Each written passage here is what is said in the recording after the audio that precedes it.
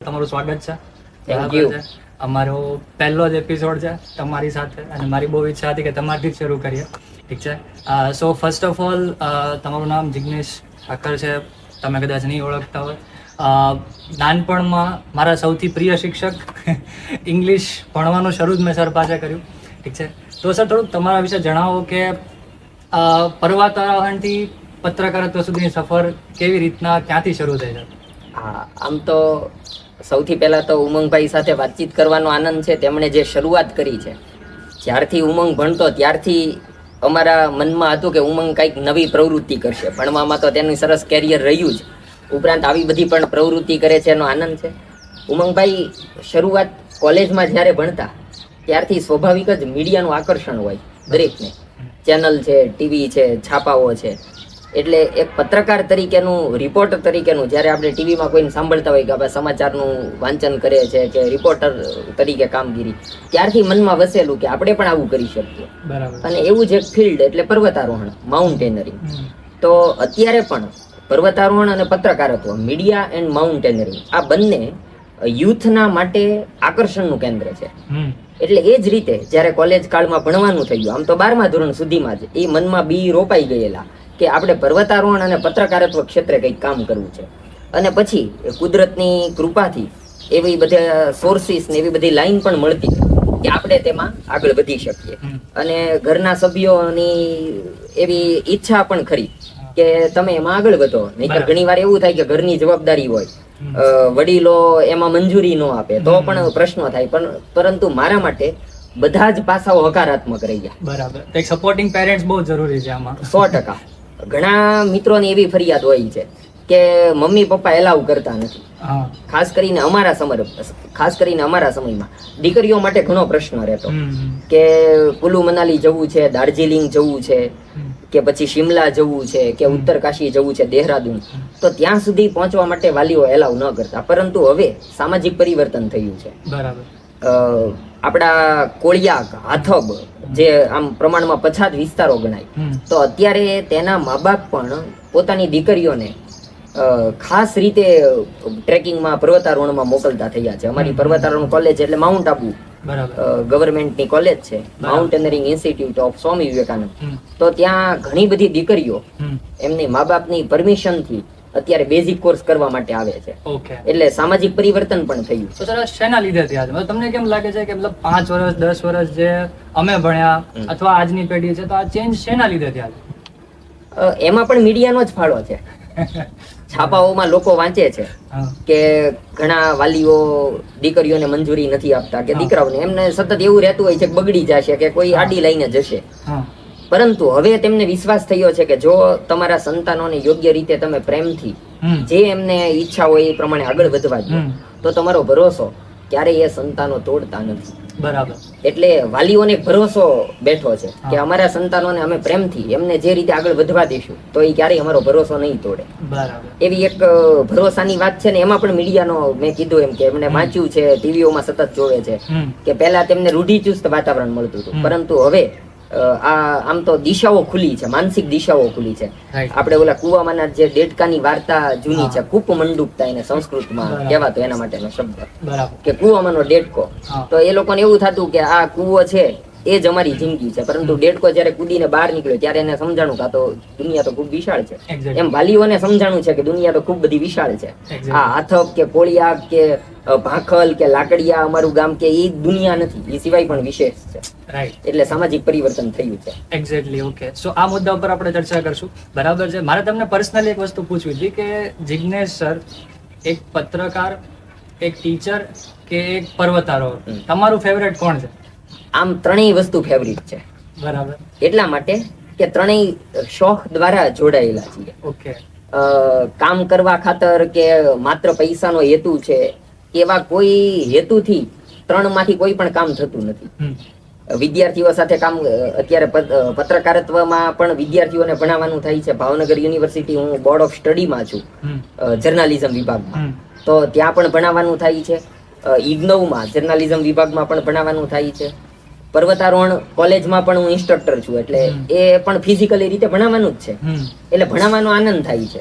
એની સાથે જ આ પત્રકારત્વ અને પર્વતારોહણ બંને જોડાયેલા છીએ. જ્યારે અમે ફિલ્ડ ઉપર જઈએ છીએ ત્યારે અમે પોતે પર્વતારોહક બનીને જઈએ છીએ. એક્ઝેક્ટલી. જ્યારે કોલેજમાં ભણાવીએ છીએ ત્યારે અમે એ જ વસ્તુ વિદ્યાર્થીઓને ભણાવીએ છીએ કે આવી રીતના તમારી ટીમ ક્લાઇમ્બ કરીને એવરેસ્ટ ચડો કે કોઈ પણ અન્નપૂર્ણા પીક હોય કે ક્લાઇમ્બિંગ થાય છે. Right, exactly. પત્રકારત્વમાં અમે પોતે જ સમાચારો બનાવીએ છીએ અને એ પાછા ભણાવીએ છીએ કે આવી રીતના સમાચારો તૈયાર થાય છે. બરાબર. એટલે બધાય ફિલ્ડ, પત્રકાર તરીકેનું કામ, પર્વતારોહક તરીકેનું કામ અને શિક્ષક તરીકેનું કામ, ત્રણેય એકબીજા સાથે જોડાયેલા છે અને ત્રણેય ફિલ્ડ પસંદગીના વિષયો છે. તો આ સંજોગ છે કે તમારી મહેનત છે કે તમે શું માનો છો? સંજોગ એટલા માટે ગણાય કે હમણાં આપણે વાત થઈ ને કે આ રીતે મને મોકળું મેદાન મળ્યું ઘરના સભ્યો દ્વારા. બરાબર. પછી બીજી વાત એ પણ છે કે કુદરત ગોડ ગિફ્ટેડ પણ અમુક વસ્તુ હોય. પર્વતારોહણ છે, આમ તો મારું આ દુબળું પતલું શરીર જોઈને ઘણા તો એવું માનતા હોય કે આ તો કઈક 12 મહિના બીમાર રહેતા હશે, પણ ગોડ ગિફ્ટ કે અમને નગારું જેવા, પથ્થર નચુની જેવા એવા કેમ્પોમાં અમે છેલ્લા 20 વર્ષથી કામ કરીએ છીએ, છતાંય સંજોગ એવા બન્યા કે હજી સુધી કઈ આટલી મોટી મેજર તકલીફ આવી નથી. એટલે સંજોગ પણ છે, સંયોગ પણ છે અને પોતાની મહેનત પણ છે. કારણ કે મહેનત ન હોય તો આમાંથી કઈ મળે નહીં. સમાચારો અમે સ્ટોરી તૈયાર કરતા હોઈએ તો સમાચારો પાછળ પણ મહેનત કરવી પડે, એવા સોર્સિસ ઉભા કરવા પડે. જો મહેનત ન હોય અને આપણે એવું વિચારીએ કે અહીંયા ઘરે બેઠા આપણને સામેથી ફોન કરીને લોકો સમાચાર આપશે તો એવી રીતના સમાચારો મળતા નથી. મહેનત તો કરવી જ પડે. ઘણા લોકો એવું કહેતા હોય છે કે બધે લાગવગ ચાલતી હોય છે, પછી બીજું કે બધે પૈસાથી નોકરીઓ મળતી હોય છે, પરંતુ એ વાત મારી 20 વર્ષની કેરિયરમાં માન્યમાં આવતી નથી. જો મહેનત હોય તો કોઈ પણ જેની પાસે ટેલેન્ટ છે એ ક્યાંય દબાયેલી રહેતી નથી. ટેલેન્ટ ઉપર આવ્યા વિના રહે નહીં. એટલે એને કામ ધંધો નોકરી એને જે ફિલ્ડમાં આગળ વધવું હોય એ વધી જ શકે, પરંતુ મહેનત પહેલી જરૂરિયાત છે. એટલે એ વાત તો હવે આ યુથે ભૂલી જ જવી જોઈએ કે લાગવગ હશે મારું કઈ નહીં થાય, ત્યાં પૈસા દેવાથી થઈ જશે મારું કઈ નહીં થાય, એ વાત હવે મનમાંથી કાઢી નાખવાની જરૂરિયાત છે. Exactly right. તો સર મતલબ પર્વતારોહણ અમારા માટે શું છે? એ જવાની એ દીવાની થી શરૂ થયું, બરાબર છે. મોસ્ટલી અમારી એજમાં તો એ જ શરૂ થયું. મનાલી ખબર જ એ પિક્ચર થી પડી કે ભાઈ મનાલી હોય, ટ્રેકિંગ હોય, આવું બધું હોય. ધેન પછી આગળ ક્રેઝ શરૂ થયો, બરાબર છે. તમારો સૌથી ફેવરેટ કોઈ કિસ્સો હોય જે અમને સંભળાવો કે ભાઈ જ્યાં તમને થ્રિલ, એડવેન્ચર, તો જેના માટે તમે પર્વતારોહણ કરતા હતા એ તમને મહેસૂસ થયું હોય? હા, તેની વાત એવી છે કે અમે 2 વાર 2 પીક અમે ક્લાઇમ્બ કર્યા. 2016માં હિમાચલ પ્રદેશમાં ફ્રેન્ડશિપ પીક, બરાબર, એની હાઈટ 18,000 ફૂટ જેટલી, 17 થી 18,000 ફૂટ. મતલબ સર થોડું રેફરન્સ આપો. 17-18,000 એટલે આપડા કેટલું માળનાથી કે ગિરનારથી કેટલું? જો આપણે મોટા ભાગે હિલ સ્ટેશન હોય ને તો માઉન્ટ આબુ જવાનું થાય, બરાબર, આપડા ગુજરાતીઓને. એટલે બધું હિલ સ્ટેશન કા સાપુતારા હોય કે માઉન્ટ આબુ હોય. તો માઉન્ટ આબુમાં જે ઊંચું શિખર છે ગુરુ શિખર છે, બરાબર, અરવલ્લી પર્વતમાળા છે. તો અરવલ્લી પર્વતમાળામાં ગુરુ શિખર મોટા ભાગના ગુજરાતીઓ ગયા હોય તો એની હાઈટ લગભગ 5,000 ફૂટ જેટલી, 4,500 કેમ એપ્રોક્સ. તો એનાથી 3 ગણી હાઈટ એટલે 15,000, 4 ગણી એટલે 20,000 ફૂટ. અને માઉન્ટ એવરેસ્ટ જે ઊંચું પીક છે એ 29,000 ફૂટ જેટલી ઊંચાઈ. આમ મીટરમાં એની ગણતરી 8,848 મીટર અને ફૂટમાં 29,000 સમથિંગ છે. તો એ રીતે અમે ફ્રેન્ડશિપ પીકમાં જે 17-18,000 ફૂટની ઊંચાઈ ત્યાં સુધી અમારે પહોંચવાનું થયું. અને 2016માં એ ફ્રેન્ડશિપ પીક અને 2017માં જુનાર ગલી જે ઉત્તરાખંડમાં છે તેની હાઈટ પણ એટલી જ 17-18,000 ફૂટ. તો અહીંયા જે તમે વાત કરી ને કે થ્રિલ, તો ઉપર પહોંચ્યા પછીની દુનિયા કેવી છે એ ત્યાંથી જે મહેસૂસ થાય છે ને, એટલે ત્યાં સુધી પહોંચવામાં જે અમારું 12-15 દિવસનું જે થાક છે, ત્યાં સુધી જે મહેનત છે, ભૂખ્યા તરસ્યા રહ્યા હોઈએ, એ બધો થાક ત્યાં ઓગળી જાય છે શિખર સુધી પહોંચ્યા પછી. બરાબર. કેમ કોઈ પણ વિદ્યાર્થી આખું વર્ષ મહેનત કરે 12મા ધોરણમાં અને છેલ્લે તેનું રિઝલ્ટમાં એને 99% કે 98% એ સર્વોચ્ચ શિખરે પહોંચે તો આખો 12મા ધોરણનો થાક ઉતરી જાય છે. આ પર્વતારોહણ સેમ એવી વાત છે કે શિખરે તમે પહોંચી જાવ છો એ થ્રિલ છે, પછી બધું ભૂલાઈ જાય છે. બરાબર. એટલે એ થ્રિલ માટે બધાય તેમાં, આમ તો ઘણા લોકો એવું કહેતા હોય કે કુલુ મનાલી કે દેહરાદૂન કે મસૂરી હા ત્યાં ફરવા જઈને હોટલમાં ન રહેવાય. આવું બધું પગને તોડાવાનું, થેલા ઉપાડીને જવાનું. હા પણ એ મજા જે માણે છે, એટલે ઘણા અમને એવાય મળતા હોય છે કે આ ઉરાંગ ઉટાંગ જેવા ધંધા છે, પૈસા ખર્ચીને આ બધું કરવાનું, એમાં આપણે થાક લાગે, ભૂખ્યા તરસ્યા રહેવાનું, આવું પૈસા ખર્ચીને કોઈ માણસો કરે. પણ મેં તમને વાત કરી ને કે થ્રિલ માટે એક પર્વતારોહણ એક અચીવમેન્ટ છે. અને જે 1953માં માઉન્ટ એવરેસ્ટ ક્લાઇમ્બ કર્યું ત્યારે સૌથી પહેલા એડમંડ હિલેરી ને એ લોકોએ જે ક્લાઇમ્બિંગ કર્યું હતું, તો એમને તો કેટલા બધા એફર્ટ, ત્યારે તો એટલા બધા પર્વતારોહણના સાધનો પણ નહોતા, ઓક્સિજન સિલિન્ડર મોટી મોટી સાઈઝ ના હતા, એના કપડા, એના ક્લોથ. તો હવે તો બધી ફેસિલિટી આવી ગઈ છે, પણ છતાંય જો એવું કહેતા હોય કે અત્યારે આ બધી તકલીફો વેઠવાને બદલે અહીંયા જઈને અઠવાડિયું ફરવા જવાય, તો એ ફરવા વાળાનો વર્ગ અલગ છે અને આ પર્વતારોહણનો વર્ગ અલગ છે. અને કોઈ આધ્યાત્મિક અનુભવ થયેલો? આધ્યાત્મિક 100% એટલા માટે થાય કે આધ્યાત્મિકતા અને એકાંત એ બંને જોડાયેલી વસ્તુ છે. ત્યાં એકાંતનો અનુભવ થાય છે, કારણ કે શિખરો ઉપર હજારો લોકોની ટોળાશાહી નહીં હોય. બીજું એક મેં વાત કરી કે આધ્યાત્મિકતા ને એકાંત સાથેનો અનુભવ છે. બીજું આધ્યાત્મિકતા ને પર્યાવરણ સાથેનો સંબંધ છે. ઝરણાઓ, બરફ, જંગલો, એ બધું ત્યાં અનુભવાય છે, એટલે 100%. અને ત્રીજી એક વાત છે કે આધ્યાત્મિકતા એટલે અંતર સાથેનું જોડાણ. આમ સાદી વાત એટલે ઘણા લોકો પૂજા પાઠ ને એને કઈ આમ આધ્યાત્મિકતા સાથે, મારા મતે તો એવું છે કે આધ્યાત્મિકતા એટલે આપણો અંદર સાથેનો સંવાદ. આપણે જેમ પોડકાસ્ટ કરીએ છીએ, આ અંદર સાથેનો સંવાદ છે. અને તે પર્વતારોહણમાં વધારે અનુભવાય છે, કારણ કે ત્યાં એકાંત છે, ત્યાં પર્યાવરણ છે, પ્રકૃતિ છે, અને આપણે એકલા છીએ, એટલે આપણી અંદર સાથેનો સંવાદ. એટલે આધ્યાત્મિકતાની પણ ત્યાં સર્વોચ્ચ શિખર જેવી અનુભૂતિ થાય છે. બરાબર, મતલબ એ વાતાવરણ પૂરું પાડે. હા રાઈટ. જેમ આપણે લાઇબ્રેરીમાં જઈએ, શું કામ? બીકોઝ ત્યાં શાંતિ હોય, વાતાવરણ મળે, સો એ વાતાવરણ તમને અનુકૂળ થાય છે આધ્યાત્મિકતામાં આગળ વધવા માટે. Right, exactly. અને મતલબ તમે તો અત્યારે મોસ્ટલી ફર્યા હશો, મતલબ મોસ્ટલી કયા સિટીઝ અથવા કયા મેજર રાજ્યો ફરી ગયા છો તમે? મારે મોટા ભાગે હિમાલયન રેન્જનો લાભ મળ્યો, કારણ કે મોટા ભાગે હિમાલયન ટ્રેનિંગ એક્સપિડિશન હોય તો કેમ્પ લીડર તરીકે જવાનું થાય. એટલે 12,000 ફૂટ, 13,000 ફૂટ, 15,000 ફૂટ એમ બધા જે કેમ્પ હોય તે હેન્ડલ કરવાના થાય. કેમ્પ લીડરની ડ્યુટી એવી હોય કે અમને 3-4 કુક, કિચનનો સ્ટાફ મળે, 2 થી 3 ગાઈડ મળે, એકાદ સ્વીપર મળે, અને ટેન્ટની કેમ્પ સાઇટ માટે એના પોર્ટર મળે. તો ત્યાં અમારે રોકાવાનું થાય. એટલે કેમ્પ લીડર માટેની જર્ની છે એ કેમ્પ સુધી પહોંચવા માટે સૌથી પહેલા બેઝ કેમ્પ હોય, પછી અમારું પોસ્ટિંગ થાય જે તે કેમ્પ ઉપર. અને મોટા ભાગે મને હાયર કેમ્પ, સૌથી ઊંચા કેમ્પ ઉપર મને ભૂમિકા મળેલી છે. સૌથી ઊંચો સર? સૌથી ઊંચા એટલે જુદા જુદા રૂટ છે. દાખલા તરીકે સારપાસ છે તો એમાં નગારુ કેમ્પ સૌથી ઊંચો ગણાય. પછી અત્યારે હમણાં દેવક્યારા જઈને આવ્યો તો ત્યાં ભીવા કેમ્પ છે. પછી એક બેદીની બુગ્યલ એટલે રૂપકુંડ ઉત્તરાખંડમાં છે, તો એનો પથ્થર નચુની કેમ્પ છે. પછી એક ઘણા સમય પહેલા હિમાચલ પ્રદેશમાં એક રૂટ ચાલતો હતો, તેનું નામ તો એક્ઝેક્ટ હું ભૂલી ગયો છું, પરંતુ એનો સૌથી ઊંચો કેમ્પ જે હતો એ ડોરાનાલા કેમ્પ હતો.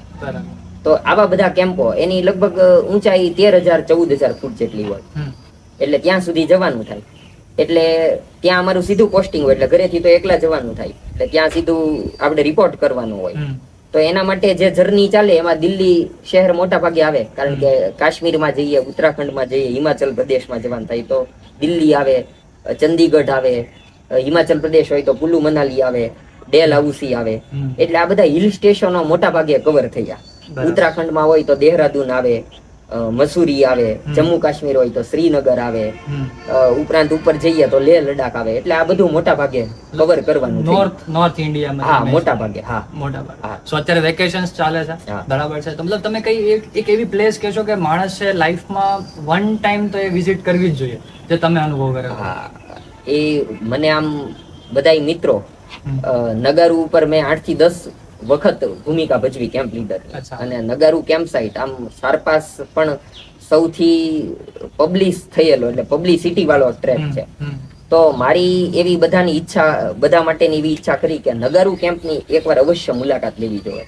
એટલે સારપાસ જે ટ્રેક થાય છે એમાં સૌથી ઊંચો હાયર કેમ્પ એ નગારુ. બરાબર. એટલે નગારુ કેમ્પમાં સતત બદલાતું વાતાવરણ. નગારુ કેમ્પ સાઇટ એવી છે કે ત્યાં 3 બાજુ વેલી છે, ખીણ છે, એક જ બાજુનો રસ્તો છે.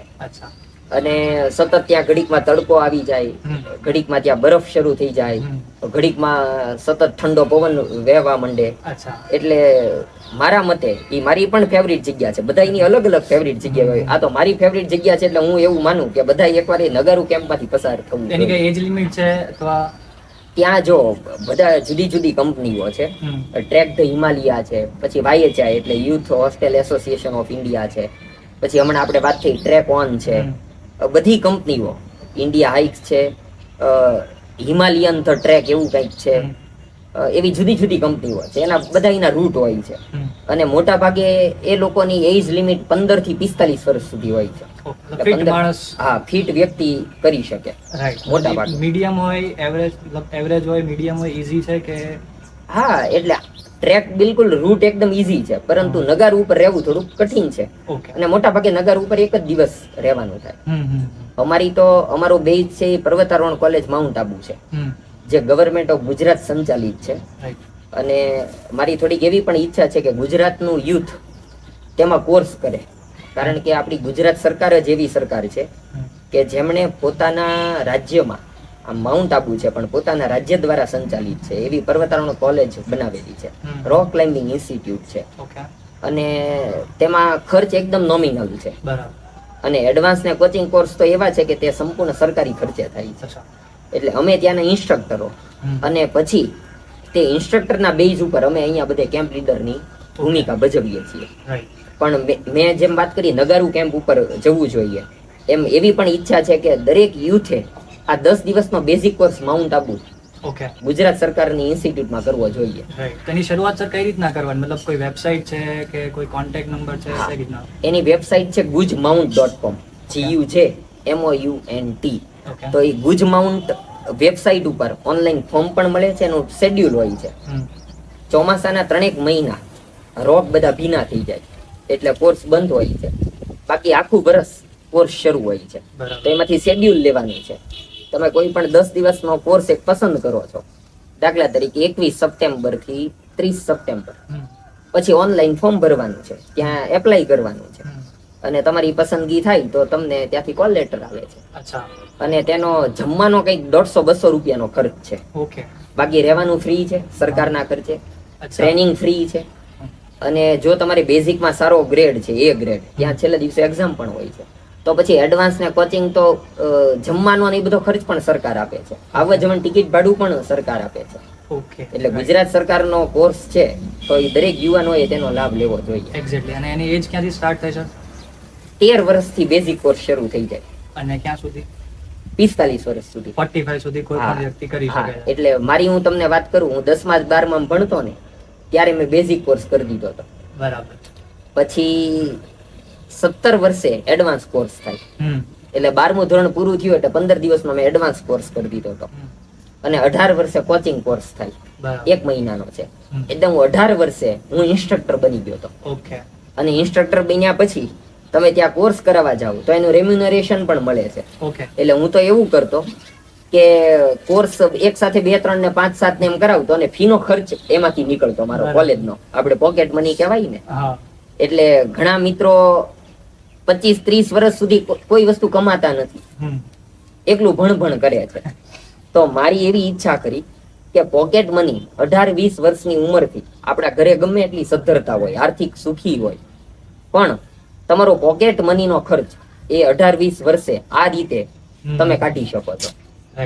પોકેટ મની છોડો, અમે તો ફીનો ખર્ચ પણ એમાંથી કાઢતા. માઉન્ટ આબુ કોર્સ કરાવવા જતા. એનો એક બીજી શાખા જુનાગઢમાં પણ છે, પંડિત દીનદયાળ ઉપાધ્યાય પર્વતારોહણ તાલીમ કેન્દ્ર, પરંતુ ત્યાં માત્ર બેઝિક કોર્સ થાય છે 10 દિવસ. તો અમે કોર્સ કરાવવા જતા, ભણાવતા 10-10 દિવસના, 15 દિવસના, એવા ઘણા બધા કોર્સ કરાવ્યા. ત્યાં મિલિટરીના કોર્સ પણ થાય છે. એટલે અમારી ઉંમર 20 વર્ષની હોય અને ડીએસપી, મિલિટરી, PSI એ બધાના કોર્સ હોય, એ લોકો 35-40 વર્ષના ઉંમરના હોય. અમે એમને ભણાવતા. એટલે એ પણ એક રોમાંચ હતો. આપણે આમ નોર્મલી જોઈએ તો 7મા 8મા ધોરણથી તમે શરૂ કરી શકો બેઝિક, બરાબર છે? અને 10 દિવસનો કેમ્પ હોય છે, બેઝિક કોર્સ. એક્ઝેક્ટલી. તો 7મા 8મા ધોરણમાં તમારો વેકેશન છે, અત્યારે જઈ શકો, એનો લાભ લઈ શકો. અને તમે કીધું એમ કરિયર પણ આની અંદરથી બની શકે છે. કરિયરથી મેઇન વસ્તુ તો એ જ છે કે હમણાં 10માનું રિઝલ્ટ આવ્યું, બરાબર છે? કોકે ધાર્યા પ્રમાણે રિઝલ્ટ આવ્યું હશે, કોકને ધાર્યા પ્રમાણે રિઝલ્ટ ઓછું નહીં હોય. આવ્યું હોય, બરાબર છે. સો આમાં તમારો શું મત છે? તમે શું કહેવા માંગો છો અમને? મારા મતે 10મા 12માના રિઝલ્ટને એટલું બધું ગંભીરતાથી લેવું જોઈએ નહીં. બરાબર. કોઈ એવું માને કે 10મા 12મા ધોરણમાં સારા પર્સન્ટાઇલ કે પર્સન્ટેજ, અમારા વખતે પર્સન્ટેજ હતું, હવે બધું પર્સન્ટાઇલની દુનિયા છે. તો એ પર્સન્ટાઇલ કે પર્સન્ટેજ આવે તો જ જિંદગી બને છે, કેરિયર બને છે, એ વાત ખોટી છે.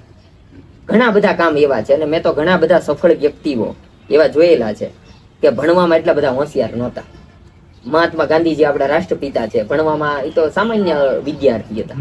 આવા તો ઘણા બધા ઉદાહરણ છે. અત્યારે તો હૈયેથી ઓઠે આવ્યું આ નામ ગાંધીજીનું, પરંતુ ઘણા બધા એવા વ્યક્તિઓ છે કે ભણવાને ને એને કંઈ કેરિયર લાગતું વળગતું નથી. એટલે ભલે નબળું રિઝલ્ટ આવ્યું, તમને જે શોખ છે, મને પર્વતારોહણનો શોખ હતો, પત્રકારત્વનો શોખ હતો, શિક્ષણનો શોખ હતો, તો મારું કેરિયર એમાં તૈયાર થયું.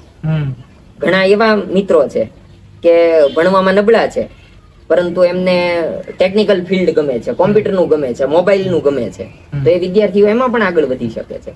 એટલે જેનું રિઝલ્ટ નબળું આવ્યું છે, આમ તો આવું બધું કઈ કઈ બધા થાકી ગયા, મીડિયામાં આવતું હોય છે, રિઝલ્ટ નબળું આવે તો કઈ બહુ ઉદાસ ન થઈ જવું, હતાશ ન થઈ જવું. ઘણા તો પાછા પંખે ટીંગાઈ જતા હોય છે, એમને કહે છે કે ભાઈ આવું બધું તમે છોડી ગયો. બટ પ્રેક્ટિકલ શું છે? મતલબ કારણ કે જે ફીલ કરતો હોય એને જ ખબર હોય કે એટલે હું ચોક્કસપણે એવું ફીલ કરું છું કે એ માર્કશીટના પરિણામને અને કેરિયરને કાંઈ લાગતું વળગતું નથી. બરાબર. તમારું પરિણામ નબળું આવ્યું તો તમે કાંઈ જિંદગીમાં ઉથલ પાથલ થઈ જવાની નથી. તમારે જે કરવું છે એ તમે કરી શકો.